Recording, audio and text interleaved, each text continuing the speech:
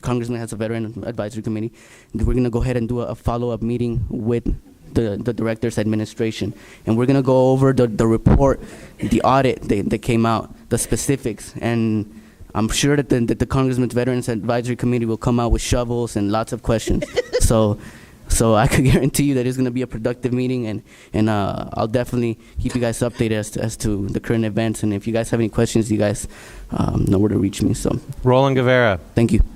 Hi, I'm a veteran, and last February, the 27th of February, I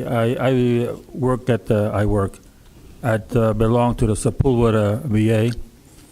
The 27th of February, I went in to get some work on my knees, and this month, I just started to get therapy on my knees. So it took 4 months to get any service. And that's my beef. And there's other things that I have beefs of, and I'd like to get your card afterwards. Yeah, of course. You're right. There's a complexity of issues that are going on. But I'll definitely, we could talk offline. But thank you. Thank you, Roland. Thank you, Brian. Thank you, guys. All right. 8A, swearing in and seating of Kambit Marabi and Lizette Arzola as Van Nuys Neighborhood Council members. So if I can have you guys come up to the podium, we'll swear you in, and then you can sit over here. Do we have 2 spots? Yes. All right. If you can raise your right hand and repeat after me. I pledge to represent my neighborhood with dignity, integrity, and pride. I pledge to represent my neighborhood with dignity and integrity and pride. I will encourage other points of view, even when they differ from my own. I will encourage other points of view, even when they differ from my own. I will respect, value, and consider everyone's opinion. I will respect, value, and consider everyone's opinion. I will find the good in my neighborhood and praise it and promote it. I will find the good in my neighborhood and praise it and promote it. To my neighbors and to neighborhoods throughout the city of Los Angeles, I pledge to do this to the best of my ability. To my neighbors and neighborhood throughout the city of Los Angeles, I pledge to do to the best of my ability. Congratulations, guys. You're Van Nuys Neighborhood Council members. Come on down. Huh? All right. Coming up next, 8B. Now, real quick, Carino, I gave you my word that we would address the Mark Myers issue and then come to the training. Is Mark Myers in the room? Yeah, he's right here. Mr. Myers, okay. At the discretion of the chair, I'm doing nothing wrong. We are moving to agenda item 8R, because Mr. Myers lives in New Mexico or something and has to drive home tonight. So it's 6815 North Noble Avenue, a conditional use wireless telecommunications facility, asking for a letter of support, requesting conditional use for a roof-mounted wireless telecommunications facility, antennas and associated equipment, screen from view behind, 3 new 10-foot-high concealment enclosures integrated into existing building design. Mr. Chairman, this came out of your committee just fine? Yes, it did. It went through the process, and we did vote on it, and we support it. Very good. Mr. Myers, the floor is yours. If you could brief the council a little bit on this, and we'll vote on your letter of support, sir. Thank you, Mr. President, members of the council. My name is Mark Myers. I'm with Sureside Consulting, representing AT&T Mobility.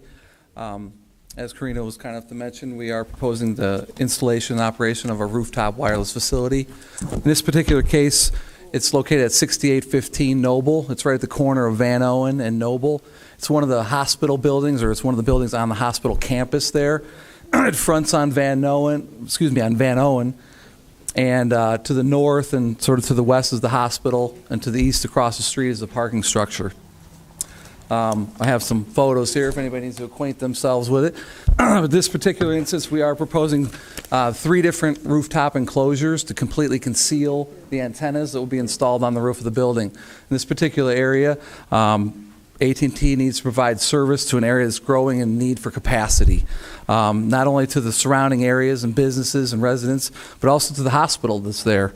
And in this particular instance, we're proposing 3 rooftop enclosures at the northeast corner, at the southeast corner, and at the southwest corner of the building.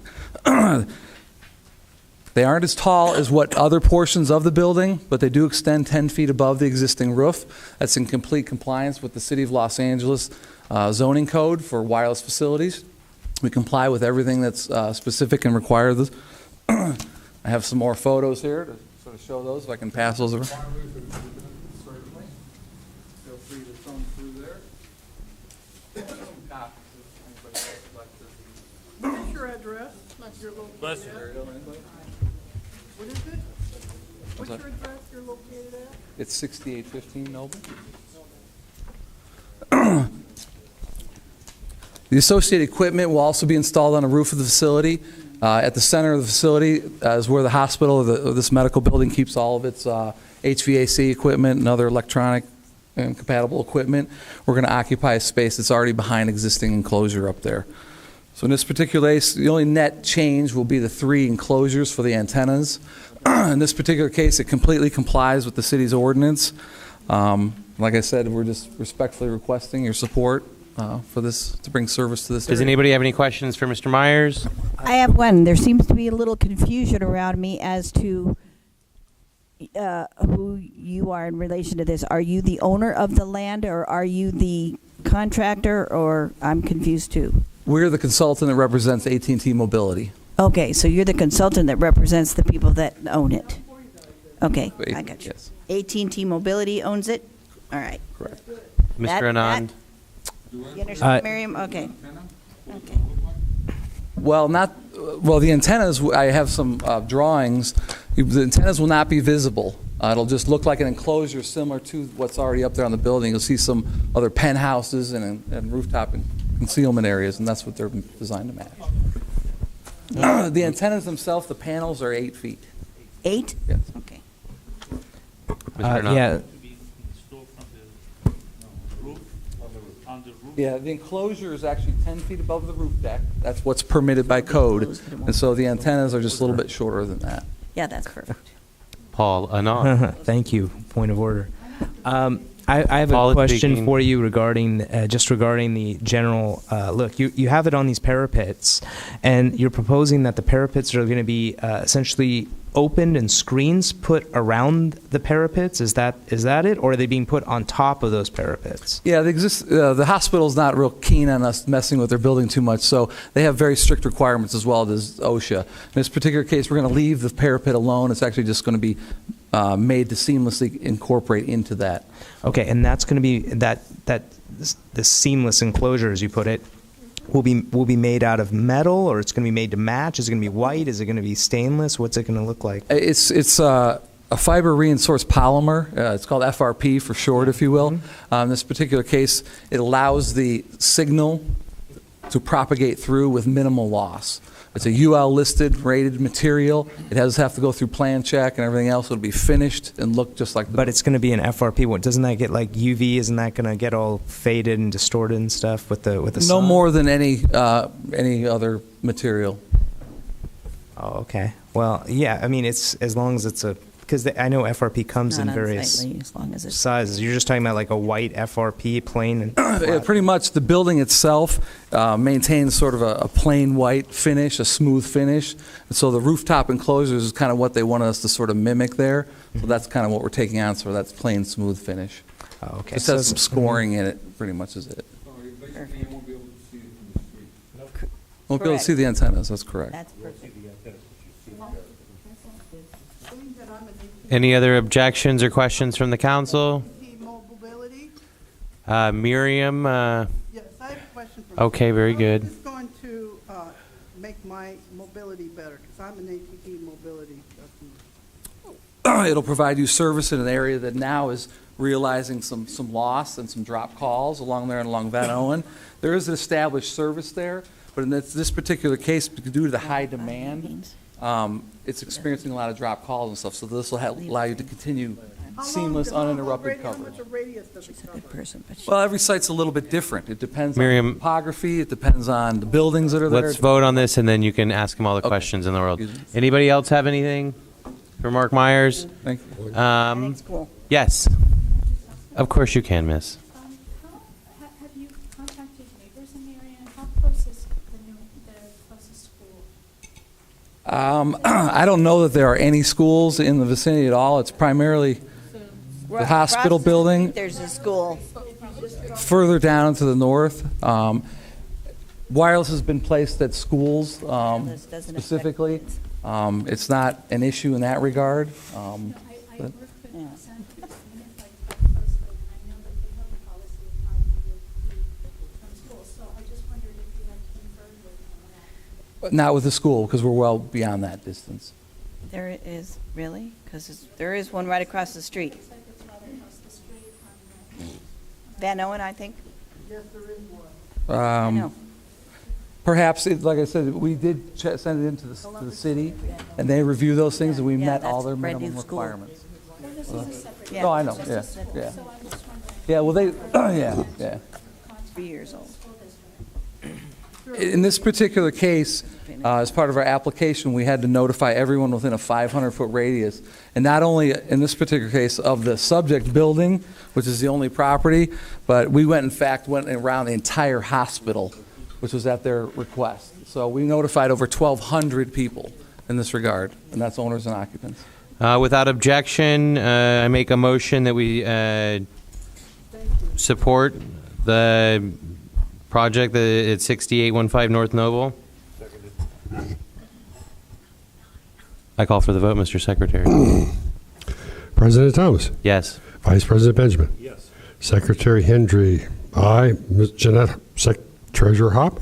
Aye. Ms. Havard. Ms. Meyer. Mr. Lazarevitz. Mr. Martin. Mr. Guevara.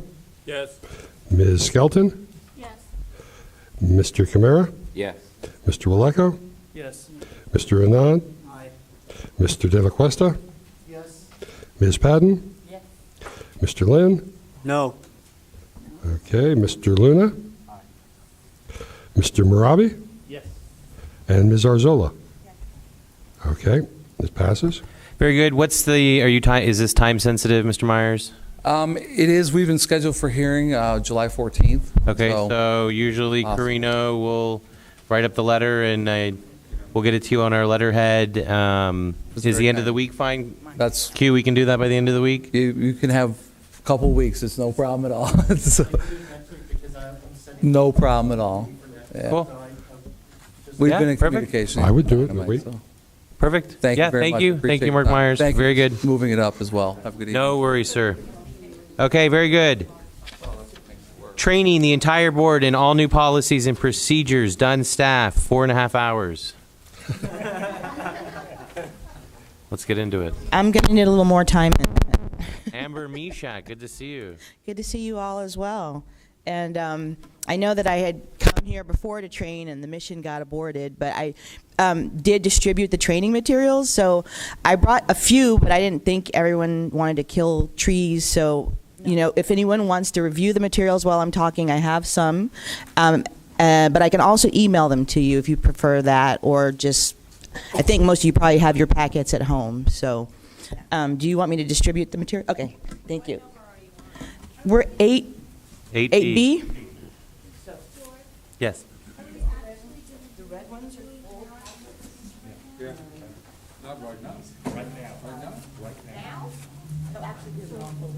You guys want to come back in an hour and a half? Feel free.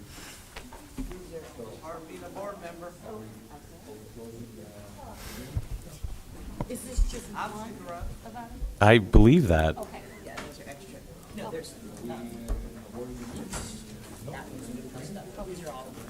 Extra copies for bylaws, okay. Did anyone want one?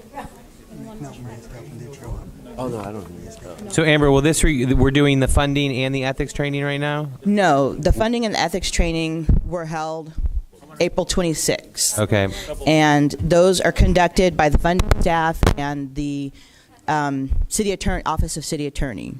So, and they're available online as well.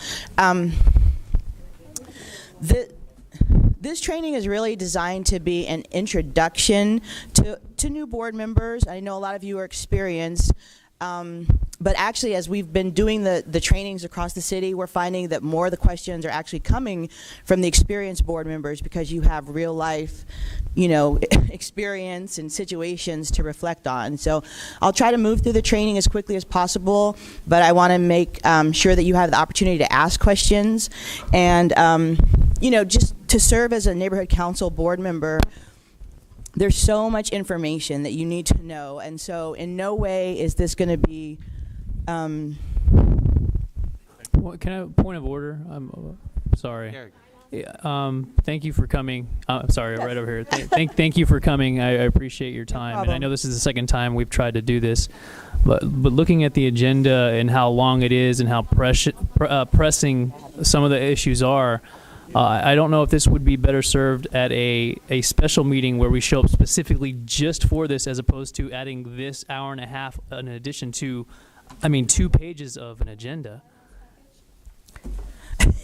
Amber, how fast can you get through this? I think it depends on how thorough you want me to be. I can give you the quick and dirty, but I think you do have new board members. I think that is fine. Initially, the whole purpose of us offering to do it at your regular board meetings was so that you wouldn't have to schedule extra meetings. I'm fine to deliver it at a special meeting if that's your preference. So, pay attention and go through the training. I honestly defer to the board, because if you feel like that we can do it at a special meeting and you'll have more opportunity to ask questions and interact, and you'll get more out of it. Would you be able to come and train us at our retreat? When is that going to be? It will probably be in the next 2 months on a Saturday. It depends on the day. I can try to coordinate with you, and if not, I think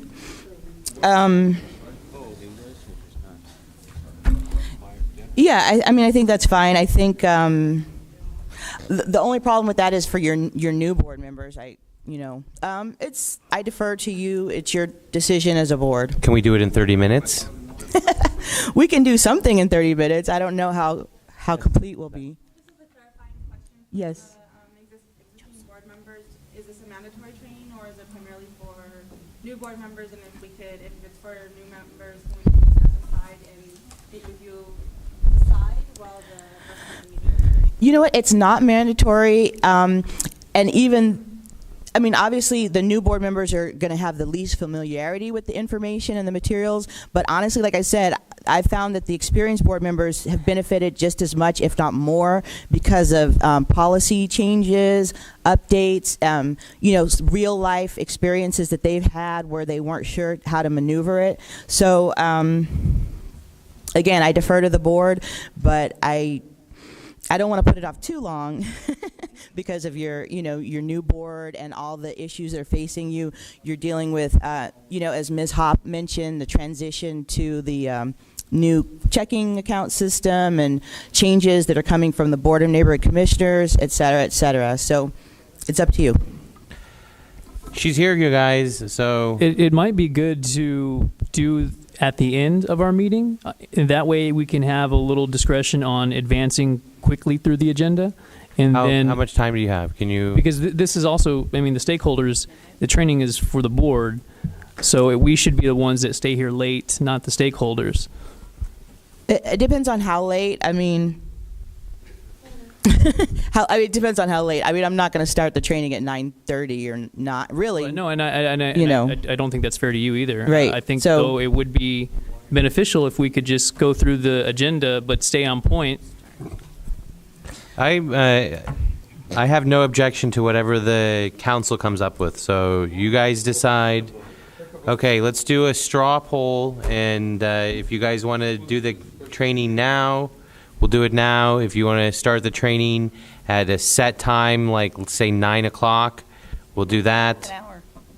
It's 8:23. Oh, that's fast, sorry. So Let's start at 9 o'clock. do we have an objection to starting the training at 9 o'clock? But she said she don't want to. She said I we can didn't start want at to 9. 9:30. Do we have any objection to starting the training at 9 o'clock? I have no idea. I have no idea. No, you are definitely welcome, Miriam. Okay, and Miriam's running for a stake at large. So, Carino, yes, sir. I know I've let some of the Plum agenda to let them know that, to show up later. I know, if we extend a little bit farther, they're gonna have to wait more if the agenda item goes to S&T or something. They would have to wait even further.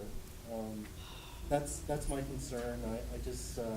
I know that tonight's gonna be a really long one. Why don't we do it in a special meeting? Like an executive meeting? An extra. All right, so the vote right now is going to be a straw poll, whether we're doing the training now, whether we're doing it at 9 o'clock, or whether we're doing it some other time. Well, I would say that you don't have the vote on setting a special meeting for this on your agenda. So, I mean, I think you can discuss it and decide and schedule one later, but I wouldn't, Okay, we do have a speaker card in on 8B, so let's hear from stakeholder Richard Hopp. Mr. Hopp, you have 2 minutes, sir. Which one? I find the conduct somewhat outrageous. Vote? This needs to be done at a special meeting. You have Simply back. 2 administrative proceedings that are very important tonight, Whatever it was. especially removal of a board member, and you're going to try training now. Things need to be focused on. That one. There's a due process issue tonight that is going to be happening, and that's why I'm here, and several other people are here. They want to know if due process is going to occur or not. And you're worried about training? I find it very outrageous. Thank you. George? Yes, Maria. I think, in all fairness, she keeps coming back and forth, and I think it should be when she says that she's available, not when we are available. She keep coming back and forth, so let her tell us whether if she can make it on a Thursday, if she can make it on a Saturday, what's going to benefit her instead of trying to benefit us. well, I mean, my job is to, work around your schedules as much as I can, but of course, we are staff, we have limits. Ideally, when we come and do these trainings, it is, like I said, to help you avoid having to do a special meeting. But at that same time, we ideally suggest that there's not too many other agenda items on the same agenda. So would you have an objection to coming back to, we'll do a special meeting, an executive meeting / training, and hopefully all of the council can be there for it on Monday, July 7th? What day of Monday. I mean, July what 7th, that's was that the first Monday or the second? That is going to be the first Monday in July. I have other council meetings that night, so that's the issue, is just scheduling it. I'm willing to accommodate, but at the same time, I know certain nights I'm committed. So what about Wednesday, July 16th? Why don't we just do this offline, because I don't have my calendar in front of me. But Okay. Well, how about 10 minutes of, hi, what's going on downtown? Amber, how are you? Good to see you again. Hello. What's going on at the Dunn offices? Well, actually, I don't work downtown anymore. I work right next door, so I don't know. Oh, right. Yay, I didn't know that. I'm so happy. But so I mean, I think you're probably aware of most of the critical changes. The incoming checking account system is major. And also I just wanted to clarify a couple of things. So the board vote count form is something that, Ms. Hopp has explained is required, and that was a funding policy that was created by our general manager. However, at the same time, unbeknownst to us, the California State Legislature was amending the Brown Act, which is, the California state rule regarding how public bodies have to conduct meetings. And so they also, the Brown Act now requires that each agenda item, that each person's vote on each agenda item be recorded. So just as you have to take the roll call vote on, let me explain it. You don't have to actually take the roll call vote. You have to record each person's vote, but I just want to clarify, it does not necessarily have to be done in a roll call format. It should be done in whatever format is easiest for your secretary to record. But for example, in the interest of time, if you wanted to say, all those in favor of a given motion, and Mr. Hendry recorded that, all those opposed, he recorded those persons, and then all those abstaining, that would be permissible. You're not required to do it in roll call format. It's just that you have to record the names. So if that's what's easiest for him, then I suggest you continue to do that and use the board vote count form as a template. Yeah. Yes, sir. We could make a motion, something would be unanimous in case.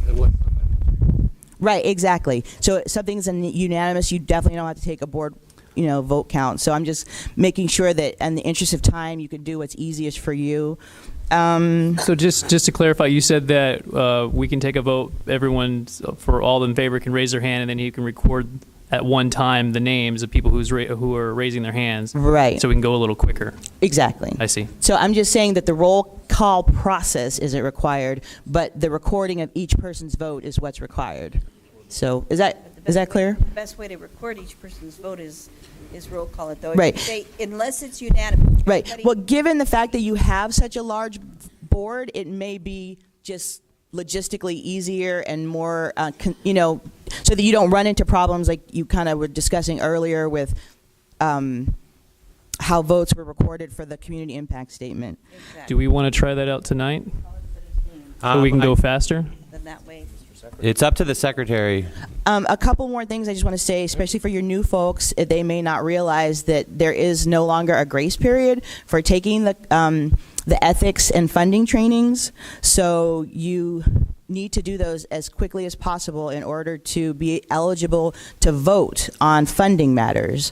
They're both required to vote on funding matters. And yeah, and I can give you information later on how to do I have their contact information? Not the new ones. I will email you their emails and loop everyone in. So okay. Anyone have any questions? I just handed Amber Kathleen. She did it, so she's official. Pardon me, for the ethics training. Very good. So that's done. Does anybody else have any questions for Amber? Going once. Yes, Candido. There was a question about Mr. Camara and Mr. Cabrera, and who's the gentleman that used to be in charge of this from your department? Thomas Sung. Thomas Sung, thank you. We went down to Dunn. Mhm. Oh, that's right. You went there. We talked to you. Yeah. Okay, very good. He stated that there was documents. Oh, okay. I'm not aware of that, but it should be on the website. The Empower LA website is where we keep the lists of everyone's training status on your roster. Let me say one more thing. I'll keep it quick, but I think it's important for new board members, and also I'm finding that some of the more experienced board members are also not aware of the way in which the Public Records Act works. Have any of you received Public Record Act's requests, or are you aware of them? We've received. I'm sure you have, right?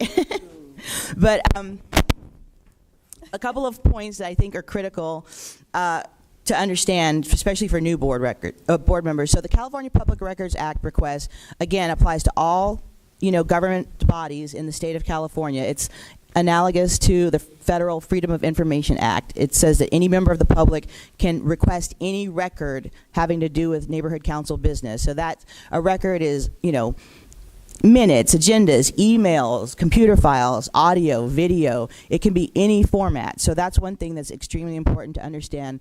But another thing that's extremely important to understand about the PRA is that it can be in writing, but it doesn't have to be. It can be verbal. So, and the person does not have to identify it as a Public Records Act request. They may not even know that that's what they're asking for. But for example, you all were at the community cleanup, what was it, last week, a couple weeks ago. If someone came up to you and said, hey, Ms. Hop, I'm confused about what you guys voted on at the last meeting, or, you know, what you authorized in the last budget. I want all the budgets from the last 4 years. You've just been served with a Public Records Act request. And the entire board is responsible for responding to that within 10 days. But you can't wait 10 days because you need to contact our office and work with us and the offices of the city attorney before you respond. So that, I just want you to know, each board member is individually responsible for responding, and then the board, the board is collectively responsible for responding.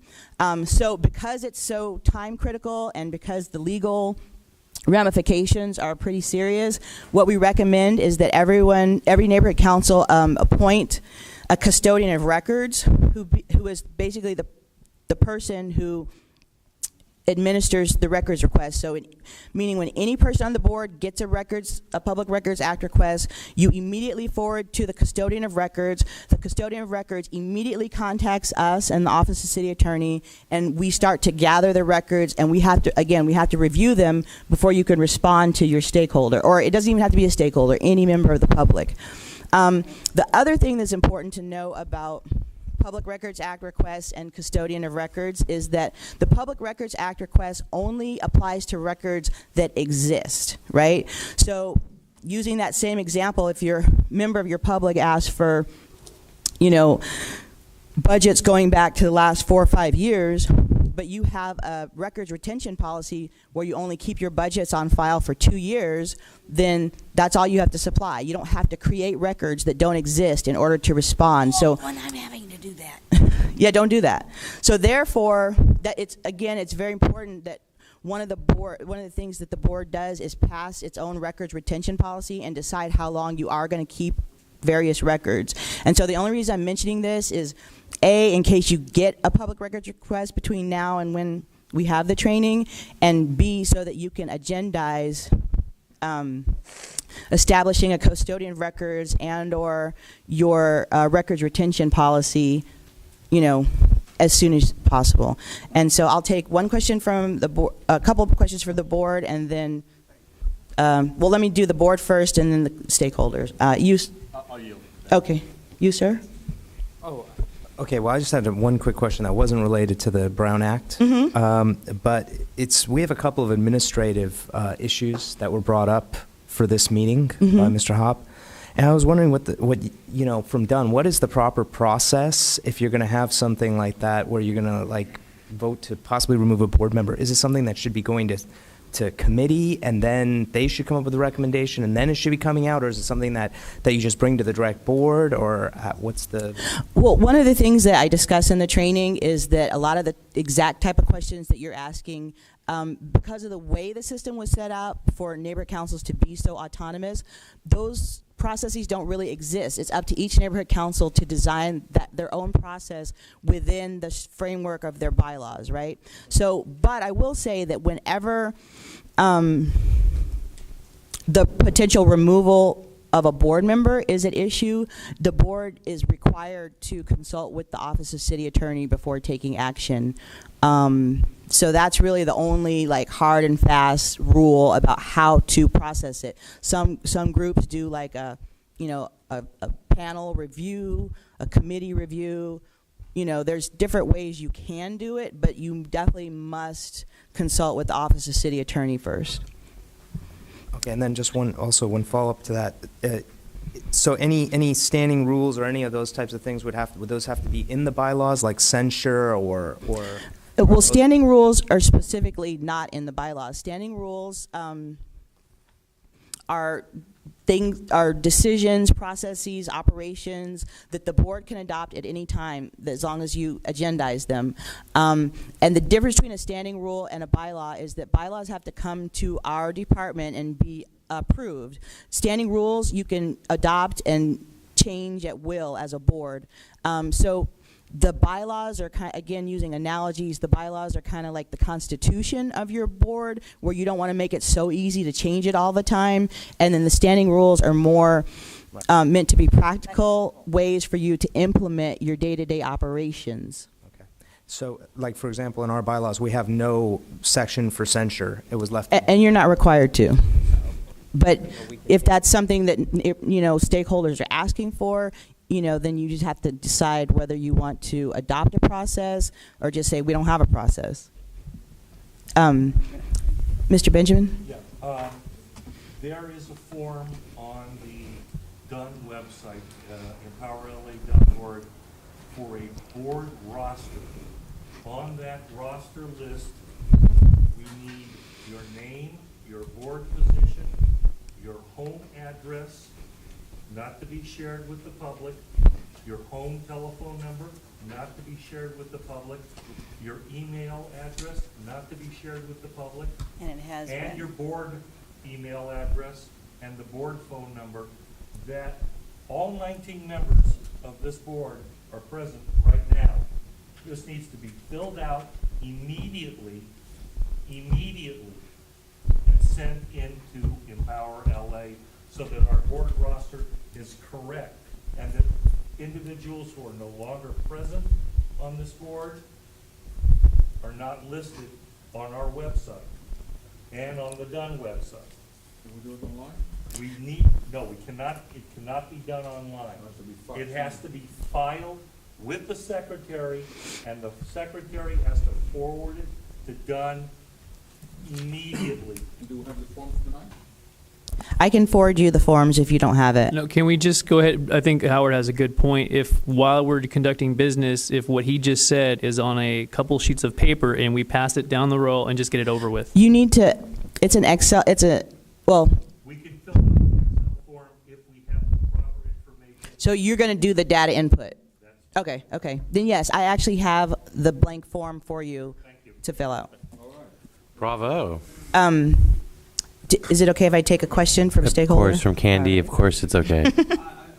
You're recognized. Well, first of all, Mr. Benjamin did a great question, and I think that's the kind of question from our board members. I want to make sure I hear you. As I asked right now, you said that if I ask Mr. George Thomas, Mr. Howard Benjamin, Mr. Joseph Lazarus, and Ms. Patton for all emails for the last 2 weeks, or excuse me, for 2 months, I can ask for them as just in verbal content saying I'd like to have that brought to my. Well, you can ask for anything you want. I mean, it's like suing. You can sue anybody for anything you want. It doesn't mean you're going to win. Call it a public records act. I can just ask. Right. You don't have to specify. The requester does not have to identify your request as a PRA. You don't even have to know that there's such a thing as a PRA. Any request for information pertaining to neighborhood council business is automatically a Public Records Act request, and you must treat it as such. What I just did now is request those emails for the last 2 months. I mean, okay, you can make that request. I would suggest just in interest of getting what you're looking for, the more, even though you're not required to, the more specific you can be in making that request, the better. If you don't mind, I'd like to defer to the expert on this. Mr. Hopp, is this something that's true? Has there been a change in this, or does it have to be in writing? Could you please clarify? Point of order. I'm sorry. Nothing against you, Mr. Hopp, but is she not the authority figure on the expert on the matter? I would like to hear from Mr. Hopp on this, and I'm the chair of the council, so if it pleases the council, Mr. Hopp, you're recognized. Has there been a change in this? No problem answering as an amicus. That's not a problem. The issue at hand, unfortunately, Ms. Ms. Nishak has misinformed the board. If the issue is if it's done verbally and it's not responded, there's no enforceability. The only enforceability is if it's done in writing. The second issue that she failed to state is if you have control of it, of the Public Records Act, a public record, as in the city attorney's has a copy of the public record, but you've not retained it. It's your duty under something versus the city of National in California that you're required to obtain that for them. The Public Records Act request is very complicated, and doing a 10-minute dance on it doesn't really help. The best person to always ask is a gentleman named Michael Dunn, this down at the city attorney's office. He knows how to do it, and he knows how to do it properly. Thank you. Thank you very much, Richard. That's incorrect. a verbal request is absolutely a PRA, and your counsel, your legal counsel as board members is the Office of the City Attorney. You can talk to your friends. You can talk to your friends down at the City Attorney's office. Ms. Lois Phillips is your assigned Beautiful. legal counsel, and she will advise you as I have. Thank you, Amber, very much. I will get a clarification from the city attorney for the board, and we will move from there. Does anybody else have anything for Ms. Mishak? Going once. Going twice. So, Amber, I'll send you an email, and we'll see if we can schedule another training session. Maybe we can do the retreat. We can do it at the retreat. Moving on, 8C, the Van Nuys Neighborhood Council light pole banners procedure for replacement. We allocated $2,500 a couple months ago. We had a briefing at our executive committee meeting from the nice gentleman that's in charge of this. I think his name is Scott Greenwald. The VNNC to address 2 separate estimates for replacing the banners. If you guys haven't seen, the banners are looking pretty bad out there. Some of them were torn down. We do have the right to fill in, to file the permit and have them again. The 2 separate estimates that we got, one is for having a banner every 3rd light pole, and then one is for having a banner every other light pole.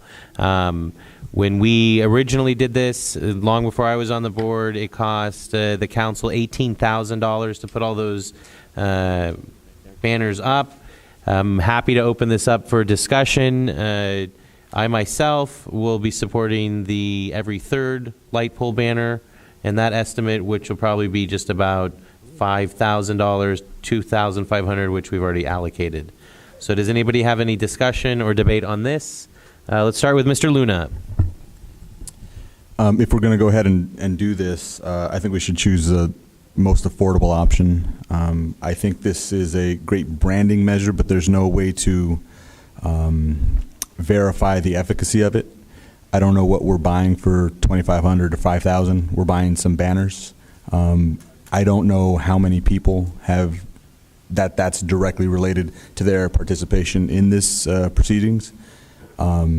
So if 5 people saw the banner and decided to come in, we're spending $1,000 per head to get some outreach. I know that we voted on it, but since we voted on it, I say that we get the most affordable option. Anybody else have any questions or comments on this? Paul Anand. You know, that's a great point. I definitely agree with that. The big question that was raised there was cost, like CPI, like cost per head to bring people in. And there's been quite a few options, like even at the DMV putting the signage up or other types of signs. Have we looked at other signage other than on the light pole itself as an option? Anybody else have anything on this? Mr. Waleko? No, I agree with Mr. Luna. Maria. Yeah. Maria, yeah, you're recognized. I know we're trying to save. So every 3rd pole is X amount of dollars. I have the estimate right here. Every 3rd pole is $4,651.25. Okay. Which would be 61 poles in Van Nuys. So would it be a little cheaper if we do every 5th pole? That wasn't, we hadn't considered that, Maria. Okay. Just real quick, every other pole is $5,998.40, so almost $6,000. Candido. Mr. President, personally, I'm opposed to the polls. I think we can spend the money better, and I think some of the things that we can do, and even though I've had disagreements, there's no one that works harder than Penny Myers. And I was a little sad that she didn't get the credit for what she did in the last month, because again, we disagree, but she did she organized the cleanup. She was there for the So if we use the money and had like a committee to really see how we can impact the community, I think it could be better spent by having those dollars allocated, so there could be more outreach than just putting up polls. And that's a lot of money for polls. I think we can do more outreach. Mr. President? Yes, sir. I say that we call for the vote for every 3rd pole. Very good. So the estimates before the board are every 3rd pole is $4,651.25. Every other pole is $5,998.40. I, just for the sake of doing everything properly, would say we hold a vote on both of the Yeah, hold on. So the first one is for 61 polls for 465125. The second one's going to be for 92 polls for $5,998.40. Also keep in mind this includes the permit fees and the reprinting of the banners. Which, by the way, should have been $997, I believe. It's part of permit. it. And we've already allocated $2,500 from this fiscal year's budget. So, yes, the motion, I'm proposing a motion for the first vote to support or vote yay or nay on 61 polls costing $465125. What is it? Say it again. How much? $8,254.71. Wasn't that much higher than the DMV thing that wanted to give? $8,254.71, he said. Ooh. Third of our money. Okay, so then But we've already allocated $2,500 now. please excuse what I said, because it was with the permit fees and the rest, single wings, the whole bit. Okay, so the new estimate is for the 92 polls, it's going to be $11,154.66, and for the 61 polls, it's Howard. How much? 8,000. Okay. Mr. President? Yes. Parliamentary inquiry? Yes. Is there, because I don't know Robert's rules well enough, is there a way to reverse the decision that we made at a previous meeting? Yes, you can. All we did was just vote $2,500 to address this issue. Was all that it was. My question is, I think we could just kill the banners altogether. I'd make a motion, if I knew how, I'd make a motion to reverse that and send this back to the committee, either the outreach committee or the executive committee. Well, I'm happy to. I have a comment, Yes, please. Jeanette. If we were to skip the side streets and just do Van Nuys, and, oh yeah, that's a major thoroughfare too, Sepulveda, okay, whichever, and do it every third pole, as you said. We have $2,500 already allocated. That makes it less than $5,000 for the remainder. And we need to do something to spruce up Van Nuys and bring it back to some kind of beautification, and we do know that Eric Garcetti's gonna give us some money for that, and perhaps maybe we can get him to take up the rest. But the bottom line is, we need to improve our image. And I have to tell you, I went over and saw what it looked like on Laurel Canyon when they did theirs, and I was so impressed. It looks so great. Why can't we do the same thing? Let's hear from the honorary mayor of Van Nuys. Thank you, Mr. President, board members. I think you have to understand one thing about the banners is they do work 24 hours a day. All right, you're not going to be over here at an event and how many people see that event and it's for 4 hours or 6 hours. But I think that the biggest thing that you should really be targeting is intersections, because everybody sits at an intersection. So if you were to do Victory in Sepulveda, Victory in Van Nuys, same thing with Van Owen, Sherman Way, work every major intersection within the boundaries of the Van Nuys Neighborhood Council, especially along the orange line, I think it would be a tremendous benefit at that point, because you've got people stopping at the orange line down here, and it's a major intersection, they're waiting for lights. Same thing, even if you were to go down all the way down to Burbank Boulevard, where a lot of people come into the area. That's my suggestion. I think. Thank you, Mr. Mayor. That's a very good suggestion. If it pleases the council, I would like to table this, throw it back into committee, and then look at the mayor's suggestion of targeting the intersections and the major streets along the orange line. I think that is absolutely genius, and he has my vote when he runs for mayor again. So does that please the council? Do we have any objections to that? Maria? I have a question, and I hope you remember, Howard. If not, I could look it up again. Do anybody remember, and I know I'm the one that brought it to the board, and I should really remember, or I can make a call on it, how much it was to advertise for the DMV? It was a lot of money. That somebody got a quote, and I don't know where they got that quote from. A matter of fact, not calling out names, but just being honest, Paul, I think you misquoted when you said how much it was to advertise at the DMV, because when I got the quote, we were getting a government discount we were getting a government discount, we was getting a discount, and you said when you had called for 7-Eleven that they quoted you a different price. So when I called back, they said, no, your whatever, who told you that was wrong, but we were getting a state or something discount. That's why. I don't think that was me. I'm not sure who you were talking to about that. Yeah, it was, because you said you called for 7-Eleven. Okay, well, we can address the I don't DMV recall quotes her talking- at another trying time. to We do have a full advertise agenda. 7-Eleven at the DMV because I wouldn't do that. 7-Eleven corporate would be in charge of all advertising. Okay. Very good. So if it pleases the council, we're going to table this. Do we have any committee that we want to refer this to? Paul, would you mind spearheading this? Okay, no Put it problem. on your agenda for next week? Yes, no problem. Yes, Candido. No, that has already been allocated. So Would we that are. not go to planning? Plum committee? I think the Plum Committee is saturated with stuff, and that Paul's committee would be great for this as a government affairs type of thing. Yeah. And I I, mean, we're think talking the about honorary getting mayor of Van Nuys had an absolutely great idea targeting the intersections and along the Orange Line. And if it pleases the council, we will table this and move on. Very good. Thank you, guys.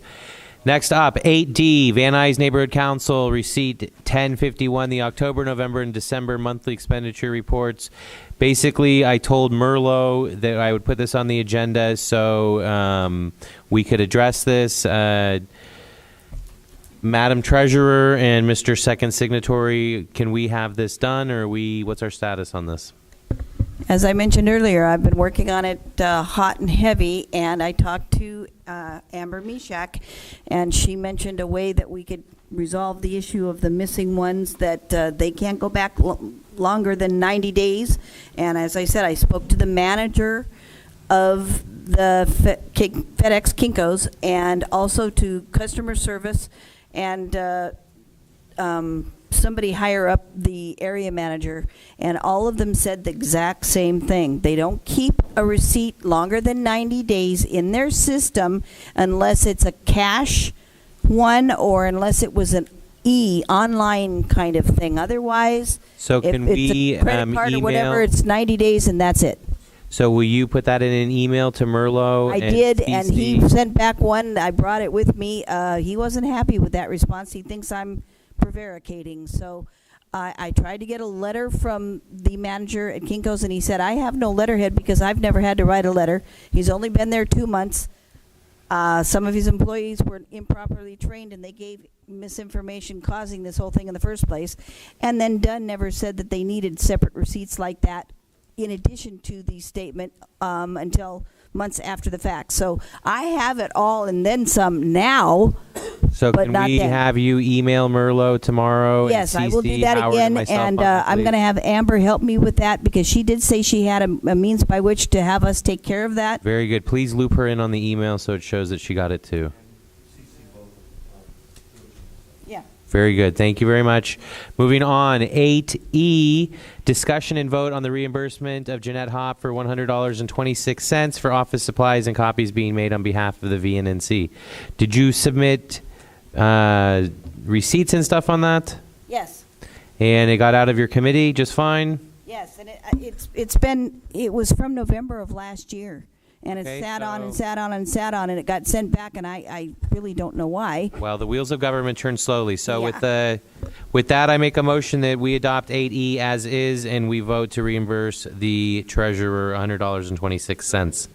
I call for the vote, Mr. Secretary. Is this one you want to start the unanimous call for, perhaps? If it's going to be a unanimous vote, and you can just go through and do check marks on that, that would be perfect. Do we have any objections to 8E? Going once. Why don't we just do Why don't you do the yeas and nays or raise the hands? No, it's quicker to say no objection. It actually is, but I mean, Why don't we discuss how we're going to vote on it for the next 10 minutes? Are there any objections to adopting 8E as is? Some people may want to abstain. All right, so let's have the yeas and the nays. Mr. Secretary, why don't we just do the tally vote then? Okay, people could also volunteer whether they wanted to abstain, but yes, okay. I was looking for, it had been suggested as a solution, so, All those in okay. favor, raise your hand, and then he'll take the tally.